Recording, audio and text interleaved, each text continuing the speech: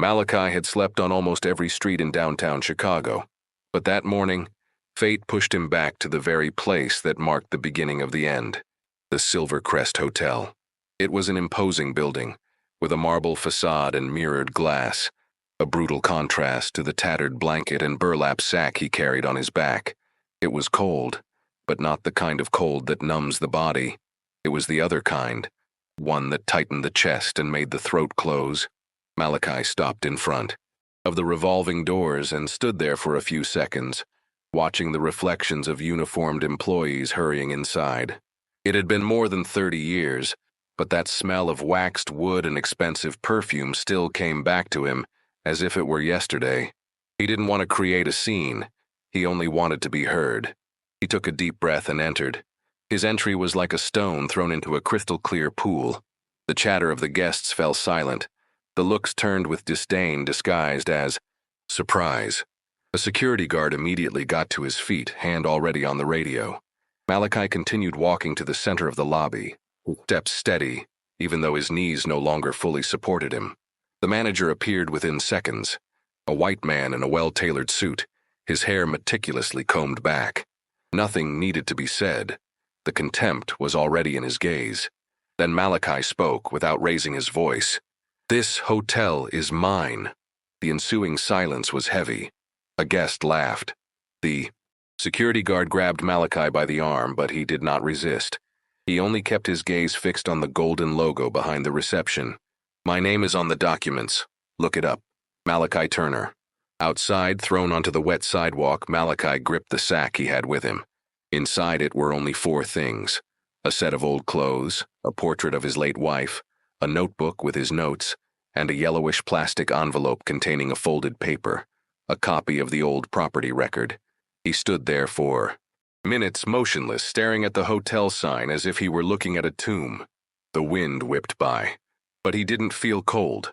What he felt was something else: repressed anger, ancient exhaustion, and a strange sense of peace.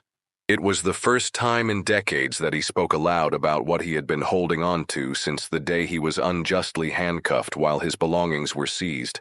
They thought he had died in prison, but he was there, whole enough. The scene was observed by few, but one person truly paid attention. Amanda, the morning shift receptionist, saw everything from afar. She was young, black, always careful not to draw too much attention in that elitist environment. There was something in the way that man spoke, in the firmness with which he held his own name, that moved her. He did not appear to be delirious. He wasn't aggressive, nor confused. Amanda knew the arrogance of the wealthy clients, the sneering of the security guards, the whispered comments in the corridor.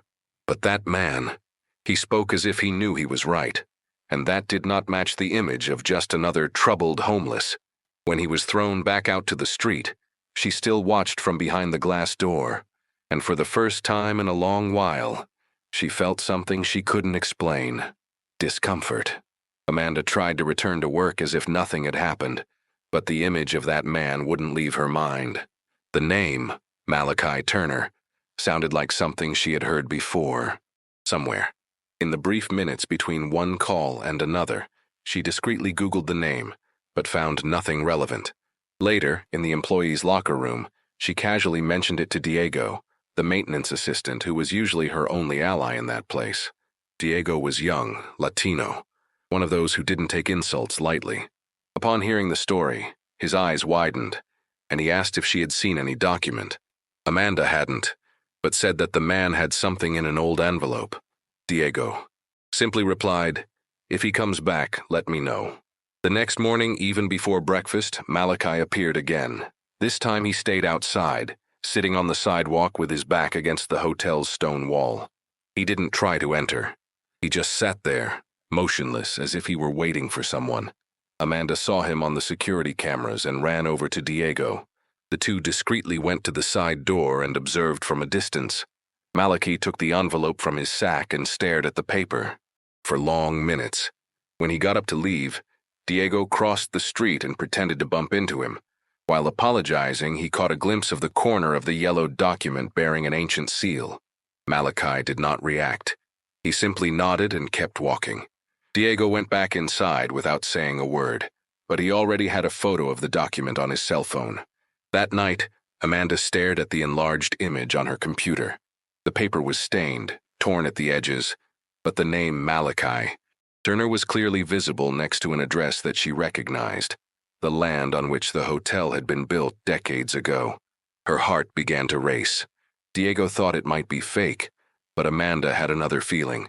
It was as if something was finally coming to light after being buried for so long. It was more than just a piece of paper. It was the look in Malachi's eyes. The way he asked for nothing, did not beg. He just stated it, with the certainty of someone who has lost everything but the truth.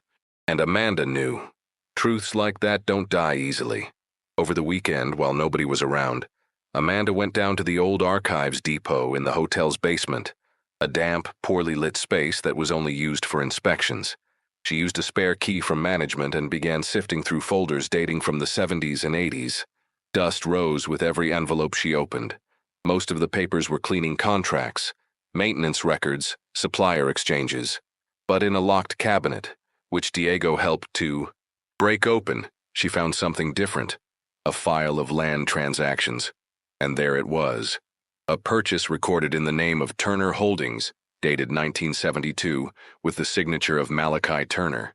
It was official. He wasn't lying. That hotel had been his. Amanda wasn't sure if it was excitement or fear that filled her. What she had in her hands wasn't just a historical curiosity. It was a bomb. Malachi's name was on the official hotel documents. And even stranger, in another record, dated just 2 years later, his name vanished. The property was transferred to a company called Kavanaugh and Sons, with no intermediary document justifying the transaction. It was as if he had simply ceased to exist. Amanda took pictures of everything. Diego suggested that they hide the papers elsewhere, so they took the most important documents to her apartment, rolled up in a plastic bag hidden inside an old backpack. They knew they were entering dangerous territory. They just didn't imagine how quickly a cue would come knocking at the door. 2 days later, Amanda returned from work and found her apartment ransacked. The door wasn't broken, but every drawer had been searched. The mattress was torn with a utility knife, the closet thrown onto the floor, the TV shattered in the living room. And on the wall above the bed in smeared red paint were the words, "Walk away." That made her stomach turn. Amanda wasn't the type to get scared easily. She had grown up in a neighborhood where the police always arrived after gunshots. But this was different. It was calculated. It was a message. In that same moment, she tried calling Diego, but his cell phone kept going to voicemail. She tried 2 more times. Nothing. On the 3rd attempt, she hung up before completing the call and locked herself in the bathroom, trembling uncontrollably. She didn't go to work the next day, nor did she have the courage to return home. She grabbed some clothes at a 24-hour market and spent the night in a cheap motel. Her head was spinning nonstop. Diego still wasn't answering, and now Amanda no longer knew whom she could trust. The hotel had always had a tense atmosphere, but now it seemed there was something larger, something rotten inside. She thought about going to the police, but what would she say? "I have documents showing that the hotel where I work was stolen 40 years ago, from a black man who appeared out of nowhere and nobody believes him." It sounded absurd, even to her, but it wasn't. Amanda had seen too much not to doubt, and she felt responsible. She had seen that man being treated like trash, and now she knew he was telling the truth. That afternoon, Amanda went back downtown, but cautiously. She wore a hood, stayed far from the hotel, and watched from a distance. Malachi wasn't around, but a black car with tinted windows had been parked on the corner for hours. She recognized one of the men. It was James, the personal security guard of the hotel's general manager, Jonathan Kavanaugh. Amanda felt a chill. The Kavanaugh family was the founder of the hotel, wealthy, influential people with their name on hospitals and universities, and if they were sending someone to follow her, it was because they knew she had something. Amanda felt the weight of her whole body. It was as if the ground beneath her had begun to give way slowly. But now, there was no going back, and she knew, if she wanted to continue, she needed to find Malachi again, and soon. Amanda didn't know where to look. But she started with the places where he might simply exist without being noticed. Shelters, community churches, donation centers, each one more precarious and disorganized than the next. On the third day of searching, she met a social worker named Janine, who vaguely remembered Malachi. He shows up here sometimes when it's really cold. He never asks for anything, just sits in the corner with a little notebook. Quiet, respectful. Amanda showed her an old photo she had enlarged from the hotel's camera system. Janine confirmed, "It's him, yes." By late afternoon, Amanda returned to the location Janine had indicated, a dilapidated church on the outskirts. The ceiling had holes, the pews were covered in dust, and the broken windows let the wind in. In the darkest corner, there he was, sitting on the floor with the burlap sack leaning against the wall, and the same steady look as before. Malachi wasn't surprised to see Amanda. He merely looked up and gave a slight nod, as if he had known she would come. Amanda sat on the floor facing him, and for a while, no one spoke. It was as if the silence said everything. After a few minutes, she began to speak. She talked about the documents, the ransacked apartment, Diego being missing, the black car. Malachi listened intently, without interrupting. When she finished, he pulled an old envelope from his sack and handed it to her.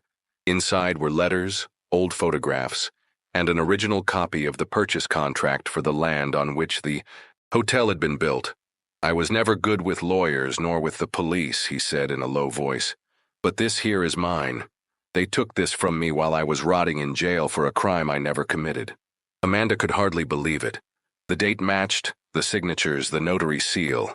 It was all real. That wasn't just proof. It was history. It was the testimony of an injustice that had haunted for decades like a ghost. She wanted to ask more about the past, but held back. It wasn't the time. Malachi then mentioned someone who might help. Carl, a caretaker who had still been working at the hotel since the 80s. "He knew me before everything. If there's anyone in there who still remembers, it's him." Amanda wasted no time. The next morning, she went to the back of the hotel and waited for Carl to finish his early shift. When he came out, she called him by name and showed him the photo of Malachi. The old man stopped, adjusted his glasses, and fell silent. After a while, he said only, "I knew one day he would come back." Carl led Amanda to a forgotten section in the hotel's basement. They used an old key that he said was for technical cleaning, but which opened a door that had been locked for years. There, among boxes and dusty files, were the records that no one had ever looked at.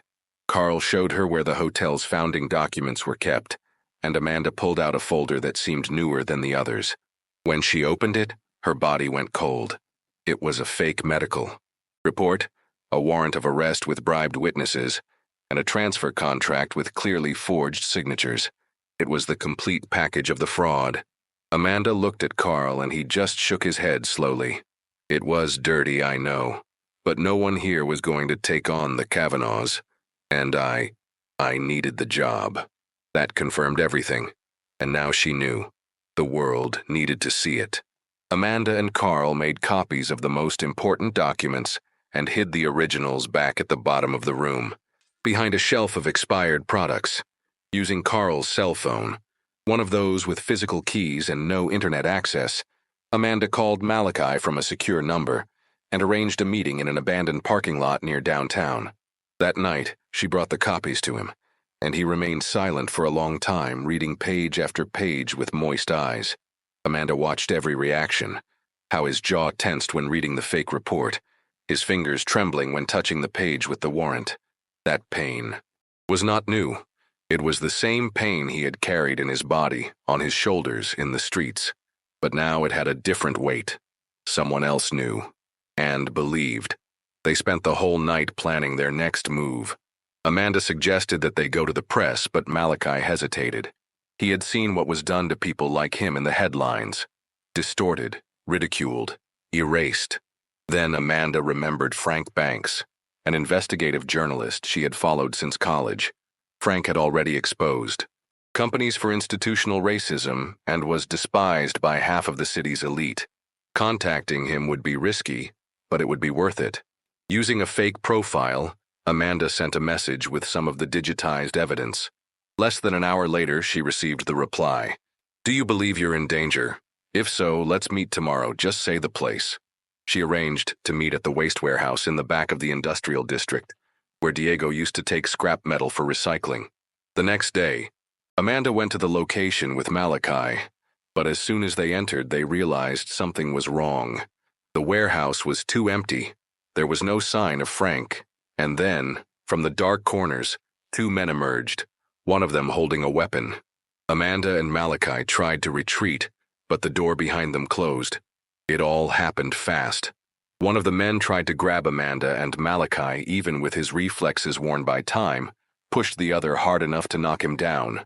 In the middle of the chaos, a voice shouted from upstairs. It was Diego, tied up, injured, but alive. He took advantage of the distraction and kicked one of the stacked boxes, knocking part of its contents onto the attackers. Amanda ran to him and began untying his bonds, while Malachi tried to hold down the two men on the ground. When they managed to escape, it was already night. Amanda was driving a car borrowed from Carl, with Diego in the back seat and Malachi holding the envelope with the evidence to his chest, as if it were his child. No one spoke during the ride. It was as if each were processing their own trauma. Diego was visibly shaken, with bruises on his face and swollen hands, but his gaze was steady. They wanted me to delete the photos, he said, breaking the silence. But I never did. Amanda felt a tear roll down her cheek without noticing. Malachi simply closed his eyes and whispered, "They will pay." It was the first time he had said that out loud, and no one that night doubted for a moment. He was serious. Amanda spent the next 48 hours without proper sleep. With Diego's help, she scanned and organized all the documents. Forged contracts, arrest records, old letters from Malachi, photos from when he still owned the land. They created an anonymous account on social media and began posting the material gradually, with simple yet direct captions. In less than 12 hours, the posts were circulating in groups of lawyers, activists, and journalists. The first response message came from the real Frank Banks, apologizing for not having arrived at the meeting. He claimed his car had been sabotaged, and he was under surveillance. Amanda believed him. Frank was the kind who bothered powerful people, and now, with the case in hand, he knew he was dealing with something bigger than anything he had ever published. It was he who suggested the boldest plan, to expose everything during the hotel's gala event, which would take place in 1 week, commemorating the 40 years of the Kavanaugh family's leadership at the Silver Crest. Amanda hesitated. It was far too risky. But Malachi didn't think twice. He knew that hall. He knew every detail of its architecture because he himself had drawn part of the first blueprints back in the 70s. Frank could secure a press credential. Amanda would pose as a communications consultant. And Martha, Malachi's daughter, who had lived out of state for years, would be the final piece. A lawyer, discreet, with an elegant appearance and an impeccable resume, she would be able to enter as one of the guests using a fictitious name. When Amanda met her, she felt a tightness in her chest. Martha was just like the old photo Malachi carried, only with firmer eyes and sharper speech. On the day of the event, everything seemed to move in slow motion. The hotel's facade shone like never before, with limousines parading at the entrance, journalists smiling at the cameras, and waiters circulating with glasses of champagne. Amanda felt her hands, sweating inside the black gloves.